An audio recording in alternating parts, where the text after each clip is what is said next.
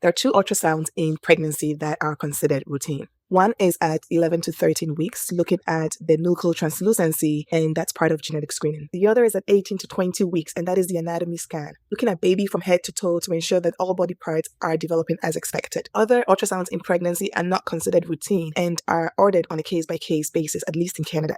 After the 20-week mark of pregnancy, your care provider will check for the growth of the baby by measuring your belly. This is called the SFH, or symphysis fundal height. And the rule of thumb is that the length of that belly in centimeters should correlate with how many weeks you are. So if you are 28 weeks pregnant, you will be measuring at 28 centimeters, and that's how the care provider knows that the baby is growing well. When I was pregnant with my firstborn, my OB said that I had a textbook low-risk pregnancy. I remember at my 32-week visit telling my OB that I would feel more comfortable if those belly measurements were confirmed with ultrasound. My OB explained that this was not necessary because I was measuring perfectly and there had been no issues in my pregnancy to warrant additional ultrasound. I agreed with the thought process. Then I provided additional context. I have a strong family history of babies with intrauterine growth restrictions. I have relatives whose belly measured perfectly well, only for them to have babies that were smaller than expected. Because of that, and because these belly measurements are so subjective, I expressed my concern with growth restrictions being missed. With that additional context, my OB agreed, and we decided to do ultrasounds monthly until I delivered. So we did an ultrasound at 32 weeks, which showed that the baby was growing perfectly well. Then we did another at 36 weeks, again to check for growth.